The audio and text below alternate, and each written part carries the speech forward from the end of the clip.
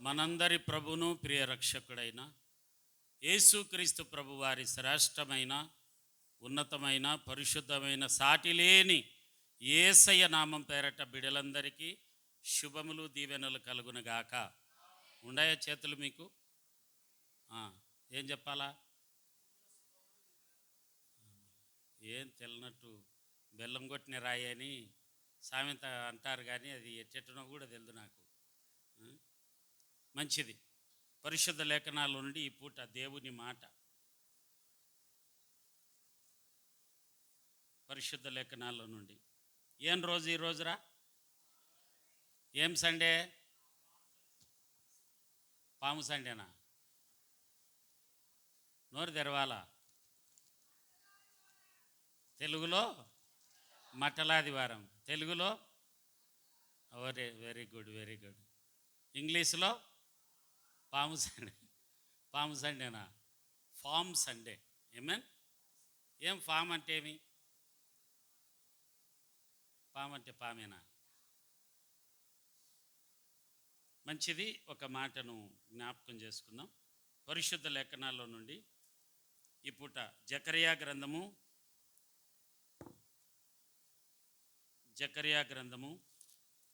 మనందరికీ తెలిసినటువంటి మాటలే జ్ఞాపకం చేసుకుందాం మరొక మారు.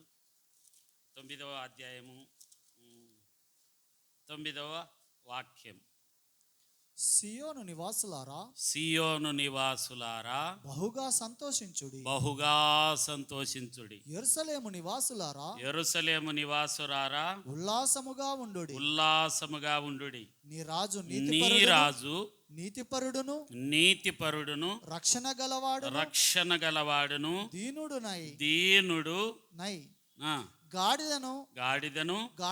గాడిద పిల్లని ఎక్కి నీ యొద్దకు వచ్చుచున్నాడు. ఆమేన్. ఈ మాటల ద్వారా దేవుడు మనలందరినీ దీవించి ఆశీర్వదించునుగాక. బైబిల్లో రకరకాల గాడిదలు ఉన్నాయి.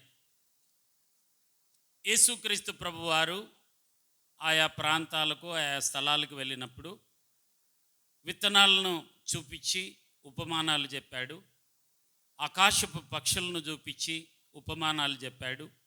అంతెందుకు, చాలామంది స్త్రీలు ప్రతిదినము వంటలో మనం వాడుతున్నటువంటి ఆవ గింజను చూపించి కూడా ఉపమానాలు చెప్పాడు. అలాగే పశువులను చూసి ఉపమానాలు చెప్పాడు. సముద్రములో ఉన్నటువంటి జలచరాలను బట్టి ఉపమానం చెప్పాడు.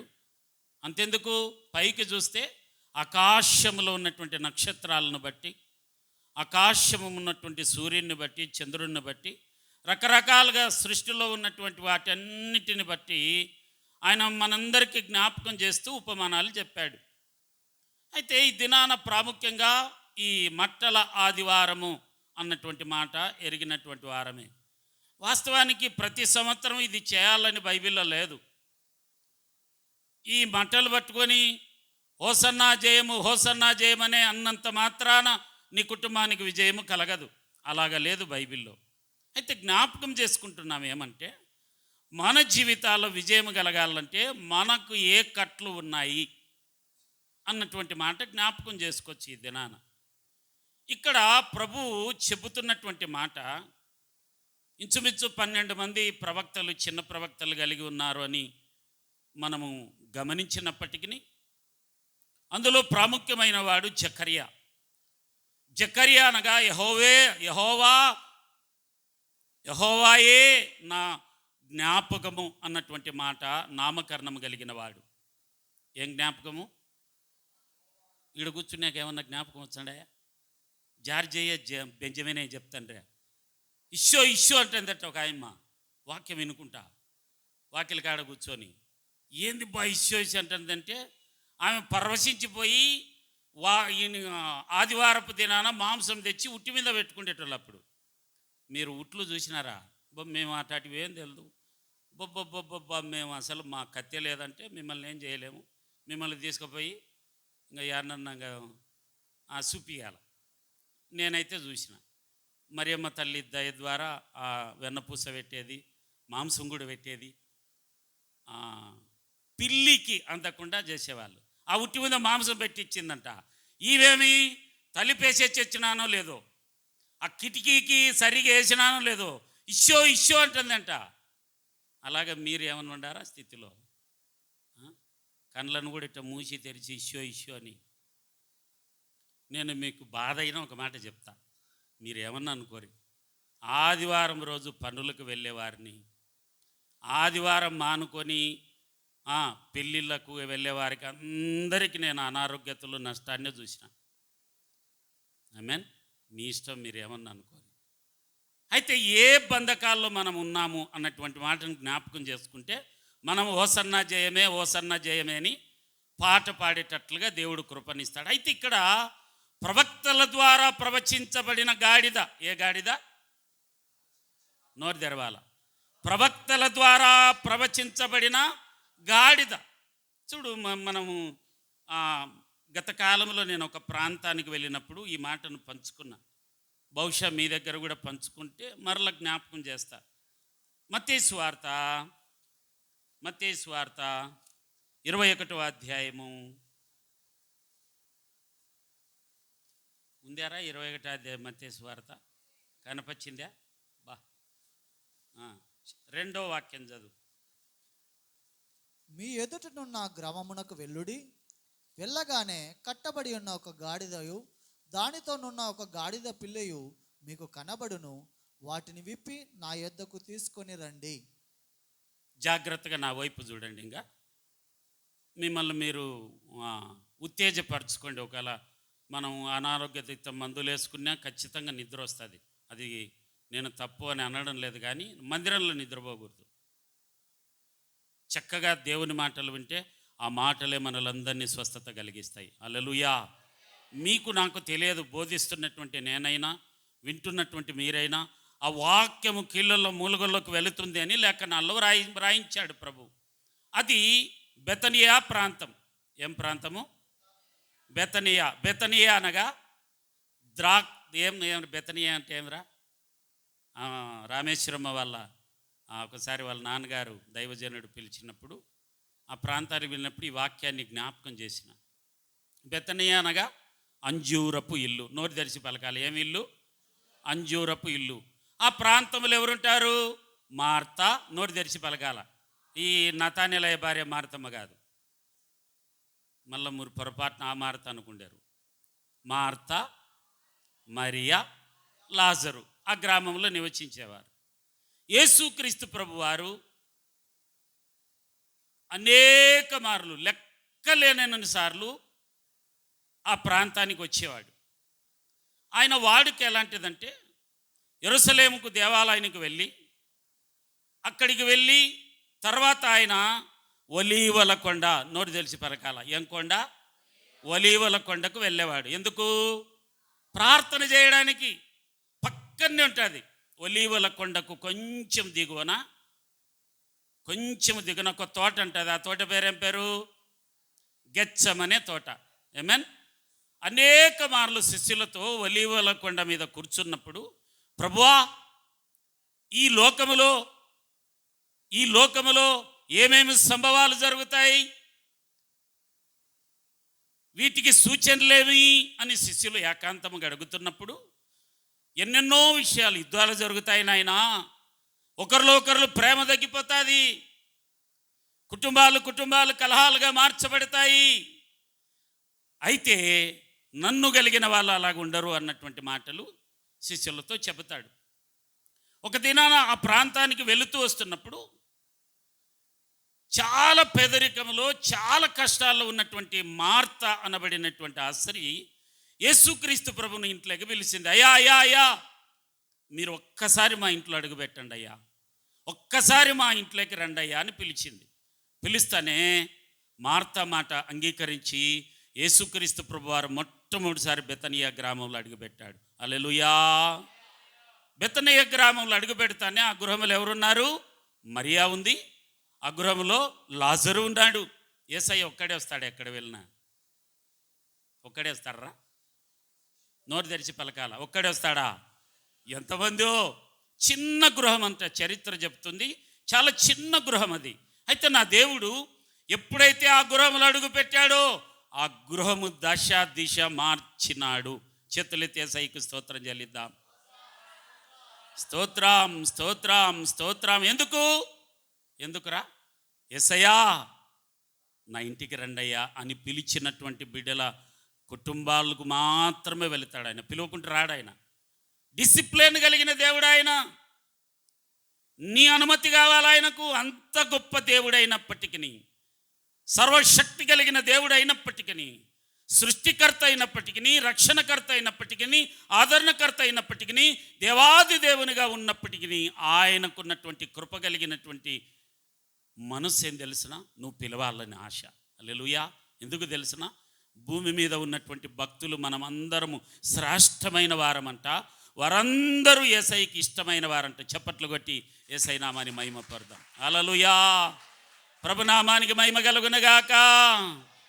యేసుక్రీస్తు ప్రభువారు ఆ ప్రాంతానికి వచ్చినప్పుడంతా చక్కగా ఆహారం వడ్డి పెట్టేవారు. మార్తమ్మ, మరియమ్మ చక్కగా దేవుని మాటలు వినేది. చక్కగా లాజరు సేవ చేసేవాడు. రకరకాల గ్రామంలోని వారికి మంచి పేరు వచ్చింది. ఒకప్పుడు తృణీకరించేవారు ఆ ప్రాంతస్తులు, ఒకప్పుడు ఎగతాళి చేసేవారు ఆ ప్రాంతస్తులు, ఒకప్పుడు ఏలనగా మాట్లాడే వీరు తల్లిని చంపుకున్నారు, తండ్రిని చంపుకున్నారు, వీరి జన్మనే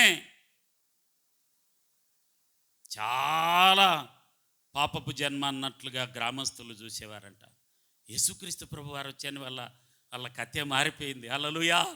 అప్పుడు ఆ ఊరిలో ఉన్నటువంటి గ్రామస్తులు ఏం చేస్తున్నారని, అమ్మమ్మ మార్తమ్మ మా గురించి కూడా ప్రార్థన చెప్పి, మరియమ్మ మా గురించి కూడా ప్రార్థన చెప్పి, లాజరయ్య ఒక మాట చెప్పు యేసయ్యకి అన్నటువంటి, అంటే ఇన్ఫ్లుయెన్స్ కలిగిన వారు ఎవరి ద్వారా? ఇది యేసయ్య ద్వారా. అలాగే పక్కనే ఒక గ్రామం ఉంటుంది, దాని పేరు బెత్పగే. నోరు తెరిచి పలకాల. ఏం పేరు? జంట గ్రామాలు. అవి ఆనుకొని ఉంటాయి. ఆ కొండ కింద గ్రామాలు అని ఉంటుంది లేఖనాల్లో. ఆ కొండను ఆనుకొని ఉంటాయి. మీకు అర్థమయ్యే రీతిగా నేను బోధించడానికి ఇష్టపడతా ఉన్నా. చేతులైతే ఒక్కసారి అందరం స్తోత్రం చెల్లిద్దాం. హల్లెలూయా. అక్కడ యేసుక్రీస్తు ప్రభువారు మరలా ఒలీవ కొండకు నుంచి యెరూషలేం వెళ్ళడం ఇంచుమించు ఒక చరిత్ర చెప్తుంది 7 మైల్స్ లేదా 14 కిలోమీటర్లని. ఇప్పుడు కొంచెం తగ్గింది, 7 కిలోమీటర్లని చెప్తుంది. కానీ కాలినడకన మాత్రమే వెళ్ళేవాడు. ఆమేన్. హల్లెలూయా, హల్లెలూయా. అయితే శిష్యులను చెబుతూ ఎప్పుడు ఆ ప్రాంతానికి బెతనియా నుంచి బెత్పేగే దాటి తర్వాత కిద్రోను వాగు దాటి ఒలీవల కొండకు వెళ్ళేవాడంట. ఆ గ్రామం నుంచి ఒక గాడిద యేసయ్య వైపు అమాంతం చూసేదంట. ఎప్పుడు చూసి గాడిదలు కూడా ప్రార్థన చేస్తాయా అని ఏమన్నా డౌట్ ఉందా మీకు? డౌట్ ఉంటే చెప్పారు. చూడు, మీకు ఒక సందేశాన్ని, కీర్తనల గ్రంథం, నాకు ఆశ్చర్యం అనిపించింది ఈ మాట. కీర్తనల గ్రంథం 36వ కీర్తన కనపడిందరా? 36 కానొచ్చిందా? పేజీ నెంబర్ చెప్పు. మన వాళ్ళకి పేజీ నెంబర్ చెప్తేనే 36 6 చదువుతా ఒకసారి. నీ నీతి దేవుని పర్వతములతో సమానము, నీ న్యాయ విధులు మహాగాధములు. యెహోవా అండర్లైన్ చేసుకో. ఇప్పుడు యెహోవా ఒకటి. ఎవరు? నోరు తెరిచి పలకాలరా. ఎవరు? నరులను. మీరు ఎప్పుడు మర్చిపోరు ఈ మెసేజ్ వింటే. ఒకటి ఎవరు? నోరు తెరిచి పలకాలి. ఎవరు? నరులు. ఎవర్రా? నేనే అనాల. ఎవరు? నువ్వే కాదు, నేనే. ఎవరు నరులు? నేనే. ఇంకొంగు పక్కన ఉంటారు చూడు ఒక వాళ్ళు. ఎవరు? జంతువులను రక్షించువాడవు నీవే. చప్పట్లు కొట్టేసైనామని మహిమపడదాం. హల్లెలూయా. ఒక యూదా చరిత్రకారుడు ఈ విధంగా వివరించినాడు. ఆ గాడిద ఆ ప్రాంతానికి వెళ్ళినప్పుడు కట్టబడిన గాడిద. నోరు తెరిచి పలికింది. ఏం గాడిద? కట్టబడిన గాడిద. అబ్బా, దేవుని స్తోత్రం. అది ఎస్తేరమ్మ మాదిరి గట్టిగా చాలు. దేవుడు నిన్ను దీవించిన గాక. ఆమేన్, ఆమేన్, హల్లెలూయా, ఆమేన్. ఈ గాడిది అమాంతంగా చూస్తూ అడిగేదంట, ప్రభువా నన్ను రక్షించయ్యా, నేను కట్టబడ్డానయ్యా, నా యజమానుడు విడిపించడం లేదయ్యా. నా యజమానుడు విడిపించలేనంత నేను కట్టబడ్డాను నాయనా. నేనే అనుకుంటే నా పిల్ల కూడా నాతో పాటు కట్టబడింది నాయన, నన్ను ఒక్కసారి రక్షించు ప్రభు అని అడిగేదంట గాడిద. అమాంతంగా కృపగలిగిన దేవుడు కదా. ఆ ఒలీవల కొండకు వెళ్ళి ప్రార్థించి మరియమ్మ మార్తా గృహానికి ఎప్పుడొచ్చినా ఆయన పగలంతా సువార్త ప్రకటిస్తాడు. ఖచ్చితంగా సాయంకాల వేళలో ఒలీవల కొండ కన్నా వెళుతాడు ప్రార్థనకు, లేదా గెచ్చమైన తోటల కన్నా వెళ్తాడు ప్రార్థనకు. అయితే ఒక దినాన కనికరం కలిగిన దేవుడు హల్లెలూయా ఏం చేసినాడు తెలిసిన, ఇదిగో అని పిలిచినాడు. అయ్యా అని వచ్చినారు. 2 శిష్యులు వచ్చినారు ఆయన కాడికి. ఇంచుమించు 12 మంది ప్రధాన శిష్యులను కలిగి ఉన్నాడు యేసయ్య. మీరు ఒక పని చేయండి. అయ్యా ఏం చేయాలయ్యా? ఇదిగో ఆ బెత్పగేలో ఉంది కదా, అక్కడికి వెళ్ళు. గాడిద పిల్ల కట్టబడ్డాయి ఒక గృహంలో, దాన్ని విడిపించేవారు లేరు, అది యేసయ్యకి కావాలి అని నీవు అడుగు అని చెప్పాడు. చెబుతానే వెంటనే వాళ్ళు, ఏంది ప్రభువా నువ్వు చెప్పేదేంది? ఆడి గాడిదని మేమేంది, గాడిద పిల్లని మేమేంది అనలా. యేసయ్య మాట తప్పక అంగీకరించే శిష్యులు వెంటనే వెళ్ళారు. ఆడికి పోయి ఇప్పుతా ఉన్నారు. ఎవరు అని అడిచాడు యజమాని. ఏం లేదయ్యా, మా యేసయ్యకి ఇవి కావాలంట. అప్పటికే యేసుక్రీస్తు ప్రభు వారి యొక్క ప్రభావము, యేసుక్రీస్తు ప్రభు వారి యొక్క మహిమ, యేసుక్రీస్తు ప్రభు వారి ద్వారా చనిపోయిన వారు బ్రతుకుతున్నారని, యేసుక్రీస్తు ప్రభు ద్వారా కుంటివారు బాగయ్యారని, యేసుక్రీస్తు ప్రభు ద్వారా గుడ్డివారు కన్నులు వచ్చాయని, యేసుక్రీస్తు ప్రభు వారు కుష్ఠ రోగులు బాగుపడ్డారని ఆ నోట ఈ నోట విని ఆ ప్రాంతస్తులందరికీ తెలిసిపోయింది. వాస్తవానికి గాడిద ఊరికి రాలాయనక ఆయన కొని కట్టబడిన గాడిదది. ఇది పారిపోతుందేమో, ఇది పనికిమాలింది, ఇది పనికిరాదు, దీనికి ఎంత గడ్డి పెట్టినా, ఎంత దాన పెట్టినా, ఎంత నీరు దాపినా కూడా ఇది పనికిమాలింది అని కట్టుకున్నాడు గాడిదను తన యజమానుడు. అయితే ప్రభు ఇస్తున్నటువంటి మాట, ఆయనకు కావాలను అని చెప్పు అన్నాడు. చేతులెత్తి యేసయ్యకు స్తోత్రం చెల్లిద్దాం. హల్లెలూయా. ఆ యజమానుడు వెంటనే, అబ్బా మనుషులైన నన్ను పిలిచినా నేను అంగీకరిస్తే, అంత గొప్ప దేవుడు పిలిస్తే, ఆ ప్రభు పిలిస్తే నేనెంత నాయనా, నేను ఈ గాడిదను నేనేం చేసుకుంటా, తప్పకుండా వెంటనే అని ఒప్పుకున్నాడంట యజమానుడు. హల్లెలూయా. ఆ విధంగా కనికరాపూర్ణుడైన దేవుడు దాన్ని విప్పి ఏం చేశాడు తెలిసిన, ఒలీవల కొండ నుంచి వస్తూ దాని మీద కూర్చొని ఆ ప్రాంతపు ప్రజలు, అప్పుడంట ఒక చరిత్రకారుడు ఈ విధంగా వివరించాడు. ఏమంటే రాళ్ళు ఇసిరేసేవారంట గాడిద మీదకి. ఇది పనికిమాలింది, ఇది ఎప్పుడు కట్టబడి ఉంటుంది ఇది. వాస్తవానికి ఆ కాలంలో గాడిదల మీదనే ఎక్కువ మంది ప్రయాణం ఇచ్చేవారు. గుర్రాలు కాదు, గాడిద. జాగ్రత్తగా ఆలకించండి. గుర్రాల మీద రాజులు వెళ్ళేవారు. ఆమెన్. గాడిదల మీద సమాధానం, గాడిదనగా సమాధానానికి సాదృశ్యం. ఇంకా నేను ముందు కొన్ని విషయాలు మీకు తెలియజేస్తా. అప్పుడు యేసుక్రీస్తు ప్రభు వారు ఎప్పుడైతే కనికరాపూర్ణుడు ఆ గాడిదను దగ్గరకు పిలుచుకొని దాన్ని చూసి, అప్పుడు ఎంత ప్రార్థన ఆలకించిన దేవునికి కృతజ్ఞతలు చెల్లించిందంత గాడిద ఎంబడి ఏం చేశాడు తెలుసా, దాని మీద కూర్చున్నాడు.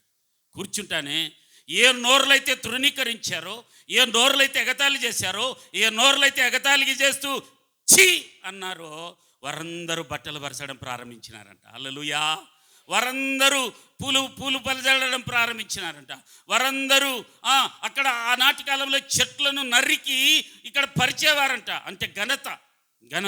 వెంటనే అక్కడ ఈత మట్ట అని లేదు. నేను మీకు అర్థం కావాలనే ఒకటి మా సన్నియానికి చెప్పి తెప్పించిన సిఎస్ఐ చర్చ్ ఇది కాదు.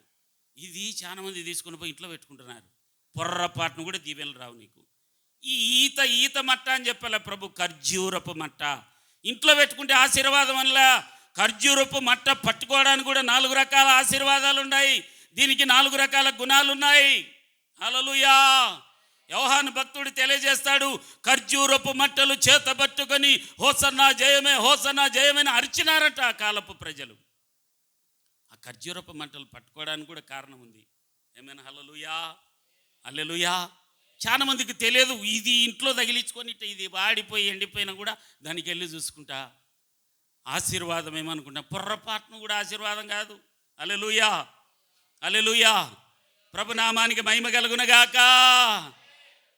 అప్పుడు ఫామ్ సండే, దాన్నే ఫామ్ సండే అంటారు. ఏం సండేరా?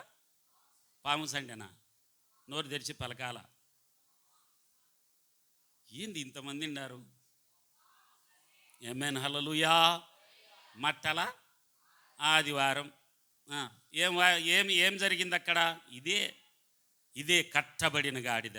ఈరోజు నా మాట, ఏ విషయాల్లో నువ్వు కట్టబడ్డావు? కొన్ని గాడిదలను జ్ఞాపకం చేస్తా, కొన్ని బైబిల్లో ఉన్నటువంటి గాడిదలను జ్ఞాపకం చేస్తా. పరిశుద్ధ లేఖనాల్లో నుండి ఆదికాండం, త్వరగా ఆదికాండం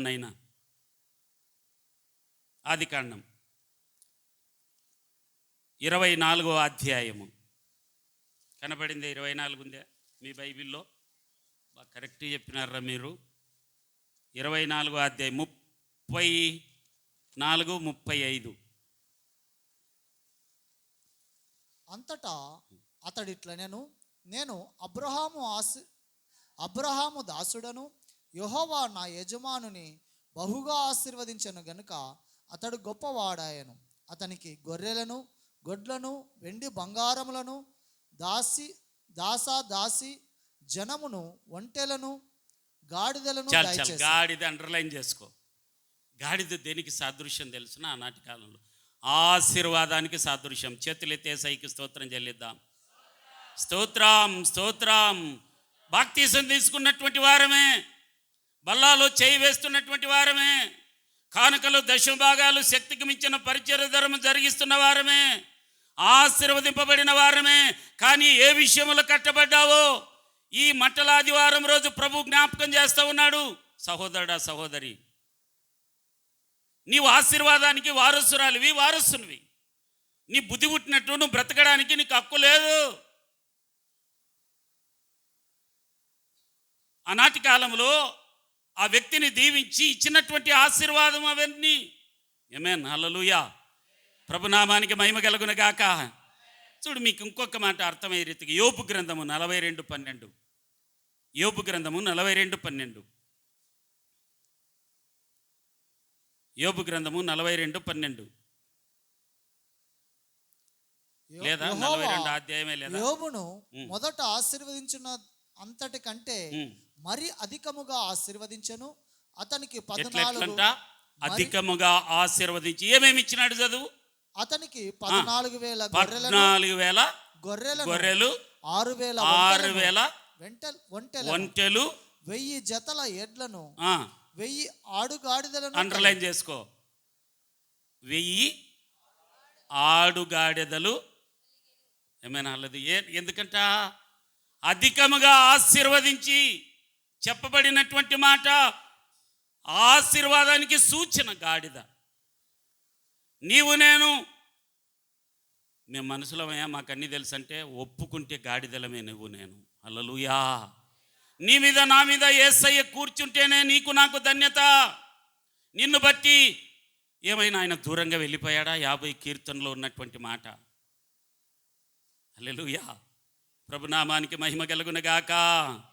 హల్లెలూయా, హల్లెలూయా, హల్లెలూయా. ఇంకొకటి జ్ఞాపకం చేస్తాం మీకు. ఆదికాండము 45:23. ఎలాంటిది గాడిద?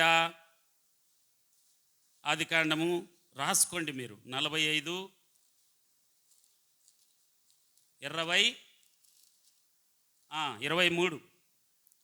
అయితే ద్విభాషి వారి మధ్య నుండెను గనుక తన మాట యోసేపు గ్రహించనని వారు. ఏంది నాయనా ఏడండవును? అతడు 45:23. అతడు తన తండ్రి నిమిత్తము ఐగుప్తులోనున్న మంచి వస్తువులను మోయి. అండర్లైన్ చేసుకో.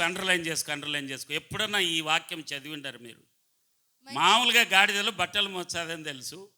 మామూలు గాడిదలు, మన ఊర్లో గాడిదలు కట్టెలు మోస్తాయని తెలుసు. మన ఊర్లో ఉన్న గాడిదలు ఏదన్నా మూటలు గీటలు వేసి ఏమన్నా చేస్తారేమో. నేనైతే రెండే చూసింది. ఒకటి బట్టలు, 2 కట్టెలు. నోరు తెరిచి పరకాల. బట్టెలు తెలదా మీకు? నోరు తెరవర్రా. ఇది ఎప్పుడు మీరు వినిండరు. చూడి, ఈ గాడిద ఎలాంటి గాడిదంట? మంచి వస్తువులను మోయిచున్న 10 గాడిదలు. హల్లెలూయా. గాడిద మంచి వస్తువులు మోసేది. ఆమేన్. గాడిద ఆశీర్వాదానికి గుర్తు, అభివృద్ధికి గుర్తు. నీవు నేనే. అయితే దేంట్లో కట్టబడ్డావు? దేంట్లో కట్టబడ్డావు? సరి చూసుకోవాలి. చూడు, ఇంకొక మాట చూపించి నేను ఇంకొక సందేశానికి వెళ్తా. 49వ ఆదికాండమే 49కి రా. 49 మొదటి చరణం. యాకోబు తన కుమారులను పిలిపించి ఇట్లా నేను ఏమని, మీరు రండి, అంత్య దినములలో మీకు సంభవింపబోవు సంగతులను మీకు తెలియజేసేదను. చాలు చాలు చాలు చాలు అంటూ 8 యూదా నీ సహోదరులు నిన్ను స్తుతించెదరు, నీ చెయ్యి నీ శత్రువుల మెడ మీద ఉండును, నీ తండ్రి కుమారులు నీ ఎదుట సాగిలపడుదురు. చదువు. యూదా కొదమసింహము, నా కుమారుడా, నీవు పుట్టిన దాని తిని వచ్చితివి. సింహం వలెను గర్జించు ఆడు సింహం వలెను అతడు కాళ్ళు ముడుచుకొని పండుకొని అతని లేపువాడెవడు? 10 కూడా చాలు. ప్రజలు అతనికి విధేయులయ్యుందురు, ద్రాక్షావల్లికి తన గాడిదను. ఇది చాలా ఆశ్చర్యంగా ఉంటుంది. మీరు రాసుకోండి. ఏం చదువు వచ్చిన వాళ్ళు కూడా మీరు కనీసం బుక్కులో ఏదన్నా తెచ్చుకొని మీ పిల్లలకి ఏదన్నా బోధించుకునేటట్టుగా ఉంటుంది. చదువు వచ్చిన వాళ్ళు ఏం తెలియనట్లుగా మందిరంలో కూర్చుంటే ఏం ప్రయోజనం లేదు. దేవుడు మిమ్మల్ని క్షమించాడు, మీ ఇష్టం. ఏముంది అక్కడ? ద్రాక్షావల్లికి తన గాడిదను, ఉత్తమ ద్రాక్షావల్లికి తన గాడిద పిల్లను కట్టి ద్రాక్షారసములో తన బట్టలను ద్రాక్షారసములో ద్రాక్షల రక్తములో తన వస్త్రమును ఉదుకుకొని. చాలు చాలు చాలు చాలు. ఏముండాయంటాడా? ఎవరు ద్రాక్షావల్లిరా? యోహాను సువార్త 15లో ఏముంది? ద్రాక్షావల్లిని నేనే, తీగలు మీరు. అంటే నేనా? యేసయ్యా. ఈ ద్రాక్షావల్లికి తన గాడిదను. ఎంత మంచి మాట కదా, అద్భుతకరమైనటువంటి మాట. ద్రాక్షావల్లికి తన గాడిదను, ఉత్తమ ద్రాక్షావల్లికి తన గాడిద పిల్లను కట్టి. ఎంత మంచి మాట కదా. ఇదే మత్తయి సువార్త మనం చదివిన 21వ అధ్యాయంలో ఉన్నటువంటి మాట. ఏమైనా హల్లెలూయా. కట్టబడింది. అయితే కట్టబడిన దాన్ని ఎప్పుడో ఉన్నటువంటి యాకోబయ్య 12 గోత్రాలు కలిగినటువంటి తన 12 మంది కుమారులను పిలిచి, ఇదిగో యూదా అన్నాడు. యూదా అంటే ఏం అర్థం తెలుసునా? యూదా అనగా స్తుతించేవారు. ఆమేన్. మనమే యూదులం. హల్లెలూయా. పరమ యూదులము నీవు నేను. దేవుని స్తుతిస్తున్నాం, కానీ ఏ విషయంలో కట్టబడ్డామో. ఆమేన్. హల్లెలూయా. అయితే తన తండ్రి తన కుమారులను అవసాన దశలో అంటారు, లేదా చివరి క్షణములో అంటారు. మరణించక మునుపు కుమారులందరూ రే రారా అని పిలిచాడు. వాళ్ళందరూ వచ్చారు. ఇదిగో మొదటివాడు రారా అని రూబేన్ని పిలిచాడు. రే రెండోవాడు ఆడుండర్రా అయ్యా అని రెండోవాడిని పిలిచాడు. అని పిలుస్తూ పిలుస్తూ యూదా, నోరు తెరిచిపోవాలి కదా, ఏం పేరు? యూదా. మన యేసయ్య పేరు ఏం పేరు? యూదా గోత్రపు సింహం. చప్పట్లు కొట్టి యేసయ్య నామని మహిమపరు. హల్లెలూయా. యూదా గోత్రపు సింహము రక్తములో కడగబడిన గాడిదేది. ఆమేన్. నీవు నేను యూదా గోత్రపు సింహములో కడగబడిన గాడిదవు. మేమంటటోళ్ళం కాదంటే మీకు కాదు వాక్యం. ఆశీర్వదింపబడిన గాడిద. ఆశీర్వాదానికి సాదృశ్యం ఉంది, అభివృద్ధికి సాదృశ్యం ఉంది. దేవుని యొక్క రాకడ విషయాలు జరిగిపోయినా కాదు. కొందరు ప్రార్థన, నాకు ముందే దేవుడు అప్పుడే చూపించిండే, ఏమంటే చెప్పాలా, ఈ మాటలు చెప్పే గాడిదలు కాదు. జరగక మునిపే సంభవింపబోయే సంగతులను తెలిపే గాడిదలుగా మనము ఉందము గాక. మన దేవుడు అలాంటి దేవుడు అండి. ఆమేన్. ఎంత కృప కదా. ఈ గాడిదని ఏం చేసినారంట? ద్రాక్షావల్లిలో రక్తం ఉంటుంది. ఏమన్నా మాటేనా? ఎప్పుడన్నా ద్రాక్ష పండ్లు తెచ్చి దంచి రక్తము రక్తము అని అర్థమైందా మీకు? అర్థం కాలేదా? వచ్చే వారంలో ఏం చేస్తారా మీరు? ఏం చేస్తారు? సావిత్రమ్మ వచ్చే వారం ప్రభు వాళ్ళకి వచ్చండావా, మళ్ళీ ఊరి వాళ్ళన? ఏం లేదు కదా, ఏం లేదు కదా. హల్లెలూయా. ప్రభు బల్లాలు వచ్చినప్పుడు ఏం ద్రాక్షారసం ఎట్లా చేస్తారు? నోరు తెరవాలరా. మేము ఎప్పుడన్నా చేసింటే మాకు ఇచ్చింటే కదా అవకాశం అంటారా? ద్రాక్షారసమును ఏమంటామురా? ద్రాక్షారసమును ఏం మనుషులరా మీరు? ఉండారా లేదా ఈ ఊర్లో లేరా? షో అంటున్నారా మీరు కూడా? ద్రాక్షారసమును రక్తంగా మార్చునైనా ఈ గోధుమ రొట్టెను శరీరముగా మార్చమని అడగరా? అదే ఈ సాదృశ్యం. హల్లెలూయా. వచ్చే వారంలో ప్రభు బల్లాలో చేయి వేయబోతూ ఉన్నావు. అయితే ఏ విషయంలో కట్టబడ్డావు? ఈ గాడిద ద్రాక్షావల్లి రక్తములో కడగబడిన గాడిదేది. నువ్వు ఏ గాడిదవు? కడగబడ్డావా? హల్లెలూయా. ప్రభునామానికి మహిమ కలుగునగాక. హల్లెలూయా. ద్రాక్షావల్లిని నేను. అక్కడున్న 2 మాటలు ఉన్నాయి. ఉత్తమ ద్రాక్షావల్లినే బదులు నిజమైన ద్రాక్షావల్లిని ఉంటుంది. యోహాను సువార్త 15వ అధ్యాయం. హల్లెలూయా. నిజమైన ద్రాక్షావల్లిలో ఎవరైతే బట్టలు ఉతుక్కుంటారో, ఆమేన్. ఏం బట్టలు? ఇవ్యా దేహానికి కూడా బట్టలు ఉంటాయి. ఏం బట్టలు? రక్షణ బట్టలు ఇచ్చినాడు నీకు నాకు. హల్లెలూయా. రక్షణ వస్త్రాన్ని ధరింపజేశాడు యేసయ్య. పోయిన సంవత్సరం మట్టలాదివారం నుంచి ఈ సంవత్సరం మట్టలాదివారం వరకు మట్టలు తీసుకొని ఇంట్లో పెట్టుకునేటట్టుగా ఒకవేళ నువ్వు ఉంటే ప్రయోజనం లేదు. ఈ మట్టల వల్ల ఏం కాదు, ఇది తెగదు, తెల్లారదు అంటారు కొంతమంది కోపం వస్తే. కానీ నేను యేసు రక్తములో కడగబడినటువంటి బిడ్డల జీవితాల్లో నేను పరిశీలించుకోవాల్సినటువంటి అవసరం ఏమిటి? యేసయ్య నీతో ఉన్నాడా? ప్రాముఖ్యమైనటువంటి మాట. యేసయ్య నీలో ఉన్నాడా? నీ మీద ఉన్నాడా? నీ మీద ఉంటే నీవు హోసన్నా జయమనే పాటలు పాడుదువుగాక. నిన్ను చూసిన వారందరూ హోసన్నా జయమని పలుకుదురుగాక.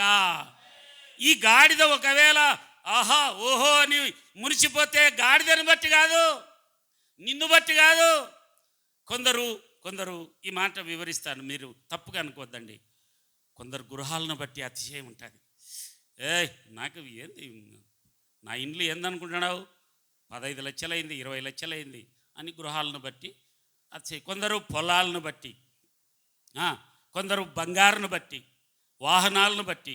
మనందరికీ తెలిసినటువంటి పెద్ద ఏదో నాకేమో పెద్ద తెలిసినట్టుగా మీకు ఏం తెలియనట్టుగా ఇట్లా చూసే ఏం చేయలేం మిమ్మల్ని.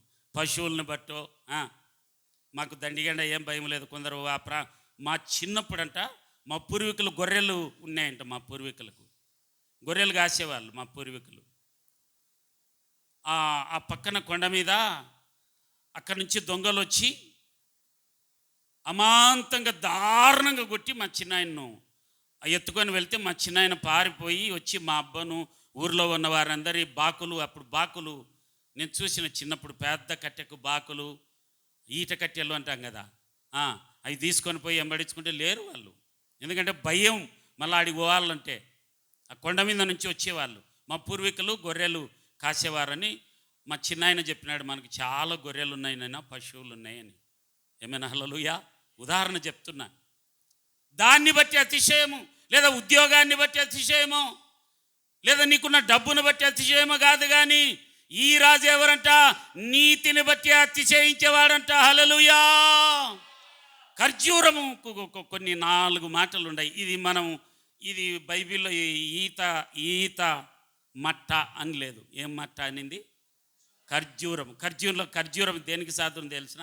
మా భాస్కరయ్య అదే చెప్పినాడు. సౌందర్యానికి సాదృశ్యం. హల్లెలూయా.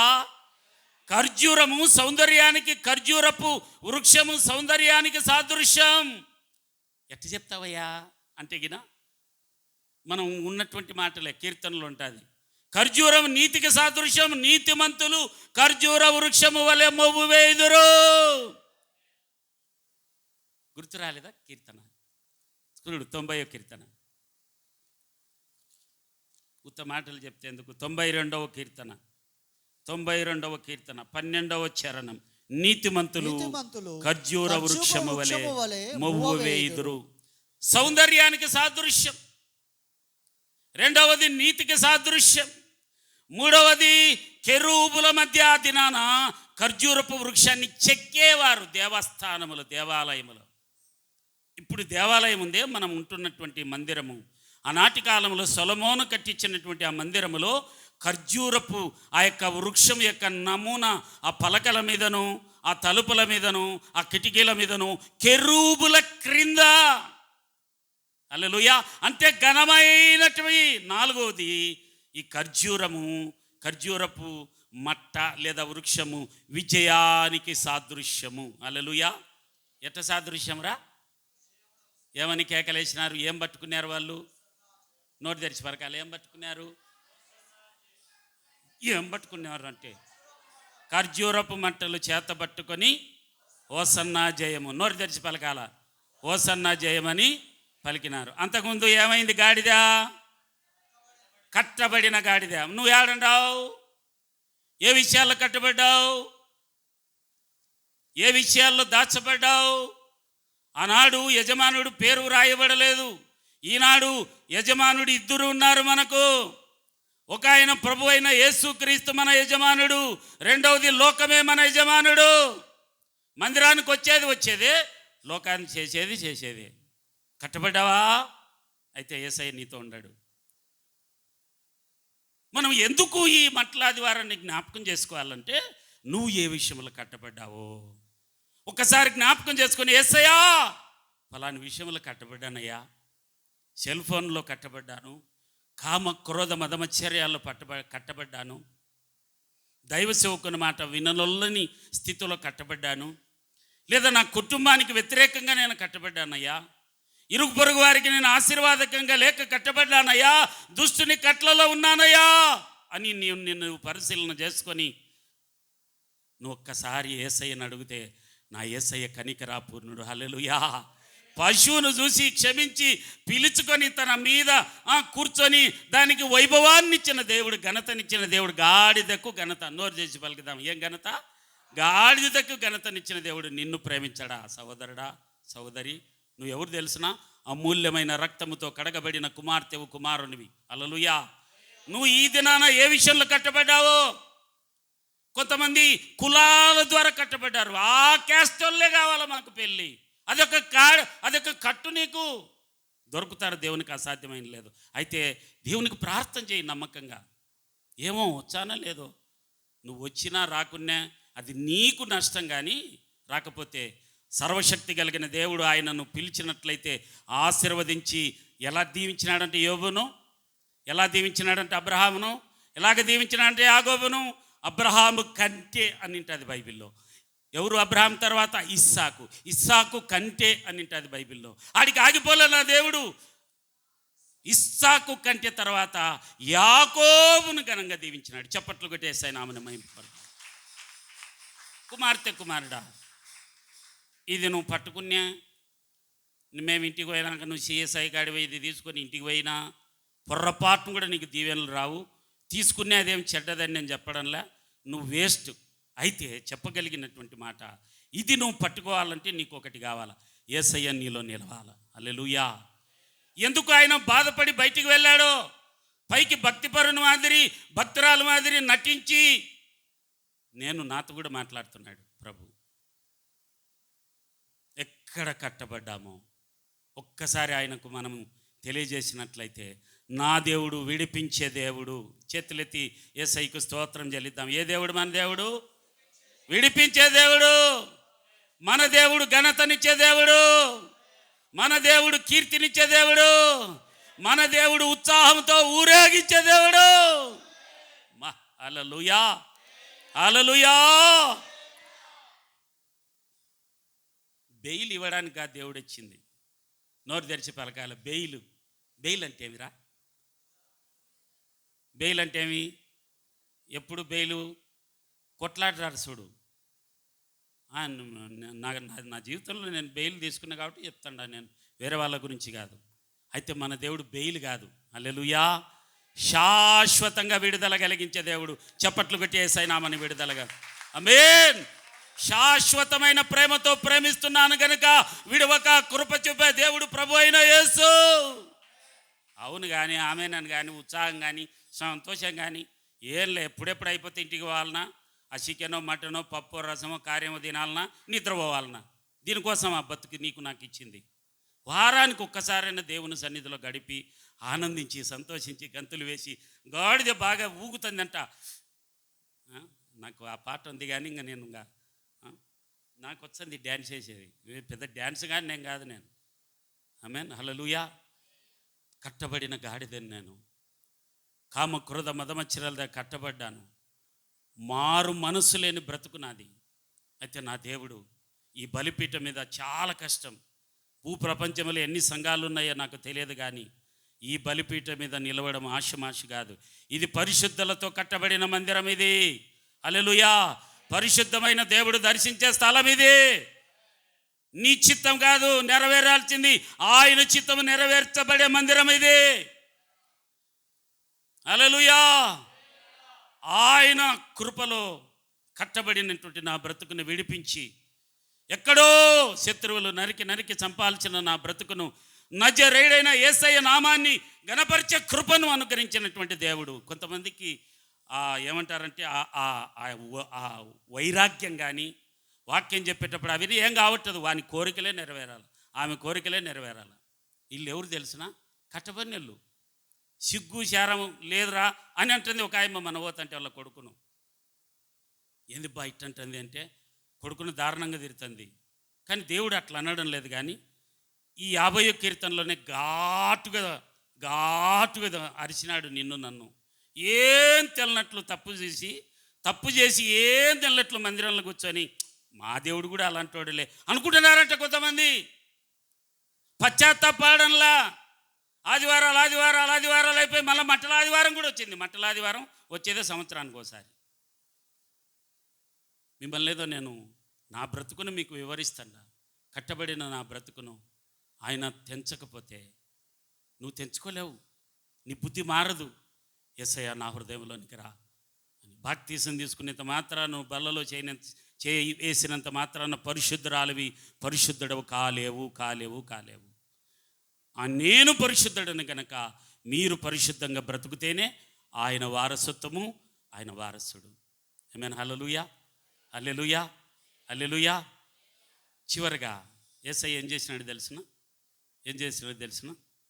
గాడిదకు ప్రతిగా గొర్రెపిల్ల స్వభావము. హల్లెలూయా. ప్రభునామానికి మహిమ కలుగునుగాక. నిర్గమకాండం చివరి మాట నేను చూపించి ముగిస్తా. నిర్గమకాండము 13 చదువు బిడా. ప్రతి గాడిద తొలి పిల్లను వెలయిచ్చి, ప్రతి గాడిద నోరు తెరిచి పలుకుదాం. ఏం గాడిద? ప్రతి గాడిద తొలి పిల్లను వెలయిచ్చి విడిపించి దానికి మారుగా గొర్రె పిల్లను ప్రతిష్ఠింపవలెను. చాలు. గాడిద స్వభావము మార్చి గొర్రె స్వభావంగా మార్చడానికి నా దేవుడు ఈ లోకానికి వచ్చింది. హల్లెలూయా. గాడిద స్వభావము ఏదోగా పోయేదే, బరువులు మోసేదే, కష్టపడేదే, పని చేసేదే, ఉద్యోగం చేసేదే, పొలాలు చేసేదే, కష్టపడేదే. గాడిద స్వభావం గాడిద మాదిరి ఎంత పని చేస్తుంటారా అంటారు ఈ లోకస్తులు. కానీ నిన్ను నన్ను దాని కొరకే కాదంట. ఏమైనా హల్లెలూయా. హల్లెలూయా. హల్లెలూయా. హల్లెలూయా. ఏం గాడిద? కట్టబడిన గాడిదలో నుంచి కట్టబడిన గాలి నుంచి చూడు మత్తయి సువార్త అక్కడే, వాటిని విప్పి విడుదల కలిగించిన జీవితము. హల్లెలూయా. హల్లెలూయా. మార్గము తెలియని గాడిద అది, ఎక్కడికి పోవాలనో తెలియదు. యేసయ్యా అని అరిచింది. యేసయ్య రక్షించినారు. మార్గమైన దేవుడు. చేతులెత్తి ఆమేన్ అని చెప్తా. మార్గమైన దేవుడు, సత్యమైన దేవుడు, జీవమైన దేవుడు మార్గము చూపించి తన ఇంటికి నడిపించాడు. ఆయన ఇల్లు ఏది? యెరూషలేము. నోరు తెరిచి పలుకుదాం. ఏమి ఇల్లు? యెరూషలేము అనగానేమి? నోరు తెరిచి పలకాలి. యెరూషలేమేమి? దేవుని మందిరమే. దేవుని మందిరానికి నడిపించాను నిన్ను నన్ను. కట్టబడిన గాడిదవు నీవు. నిన్ను నీ బదులుగా ఏం చేసినాడు తెలిసిన? నిన్ను నన్ను విడిపించడానికి ఆయన గొర్రెపిల్లగా మార్చబడి, హల్లెలూయా. హల్లెలూయా. గొర్రెపిల్లగా మార్చబడి తన రక్తాన్ని నీ కొరకు నా కొరకు ధారపోసి ఎంత కృప కలిగిన దేవుడు కుమార్తె కుమారుడా. ఎప్పుడైనా ఆలోచించావా? ప్రభువా నా బ్రతుకును మార్చయ్యా. ఒకప్పుడు బాగా ప్రార్థన, ఒకప్పుడు బాగా వాక్యము, ఒకప్పుడు బాగా చదవాలా, ప్రార్థన చేయాలా, పరిచర్య చేయాలా, చెడు ఆలోచనలు రాకుండా ప్రభువా నన్ను కాపాడు. యవనత్వాన్ని, యవన జీవితాన్ని, స్త్రీలైన పురుషులైన యవన బిడ్డలు కాపాడుకోవాల్సినటువంటి బాధ్యత కలిగి ఉన్నాను కూడా. కట్టబడిన రీతి. మిమ్మల్ని ఎవరిని నేను నిందించడం లేదు, మీరు అలాంటి వాళ్ళు అని నేను చెప్పడం లేదు. జ్ఞాపకం చేస్తూ ఉన్నాడు పరిశుద్ధాత్మదేవుడు. ఏమైనా హల్లెలూయా. గాడిదకు ప్రతిగా గొర్రెనిచ్చి, ఆ గొర్రె ఎవరు? లోక పాపమును మోసుకొని పోయే గొర్రె పిల్ల. చేతులెత్తే సైకు స్తోత్రం చెల్లిద్దాం. హల్లెలూయా. ఏం పేరు? లోక పాపమును మోసుకొని పోయే. ఈ లోకపు గాడిద ఏం మోస్తుంది? నువ్వు మంచి వస్తువులు మోయొచ్చు, నువ్వు ఆశీర్వదింపబడవచ్చు, నువ్వు ఇతరుల సంగతులు సంభవింపోయే సంగతులు తెలిపే గాడిగా ఉండొచ్చు, కానీ నువ్వు ఏ విషయంలో కట్టబడితే ప్రయోజనమేమి? ఏమేన్? మార్గము తెలియని రీతిగా మనోనేత్రాలు గురుడితనం పెట్టింటాడు వాడు. మన మీద దాడిరవాడు, సిగ్గులేనాడు వాడు. వాడు ఎప్పుడు పలగొట్టాలి నిన్ను, నీకు కోపం తెప్పియాల, నీకు చెడ్డ మాటలు రానియాల, నీ పాత జీవితాన్నల్లా ముందుకు తెచ్చి నేనంటే ఏమనుకుంటాడు అని అనిపించేటట్లుగా వాడు చేసి నిన్ను పడగొట్టాలని, వాడిని కట్టబడాలని. కానీ నా యేసయ్య ఈ మట్టలాదివారం రోజు ఏ విషయాల్లో కట్టబడ్డావు నీ హృదయానికి తెలుసు. నువ్వు కట్టబడలేదా? దేవునికి స్తోత్రం. నువ్వు భక్తురాలివా, భక్తిపరునివా? నీకు కాదు వాక్యం. నువ్వు ఒకవేళ కట్టబడింటే మొక్కరిద్దాం ఒకసారి. ఏ విషయాల్లో నువ్వు కట్టబడ్డావో? కులంలో కట్టబడినావా? కులము కుళ్ళు అనింది లేఖనాల్లో. దానివల్ల ప్రయోజనం లేదు. మన యేసయ్యకు మతానికి సంబంధమేలా. మార్గము, మతం ఎప్పుడు కూడా మత్తు లాంటిదని కార్ల్ మార్క్ కదా, కార్ల్ మార్క్ అన్నటువంటి ఆయన చెప్పినాడు. మతము మత్తు లాంటిది. ఏ విషయంలో కట్టబడినావు? ఆర్థిక ఇబ్బందుల ద్వారా కట్టబడినావా? సమస్యల ద్వారా కట్టబడినావా? అనారోగ్య స్థితి ద్వారా కట్టబడినావా? ఏ విషయంలో కట్టబడినావు? ప్లీజ్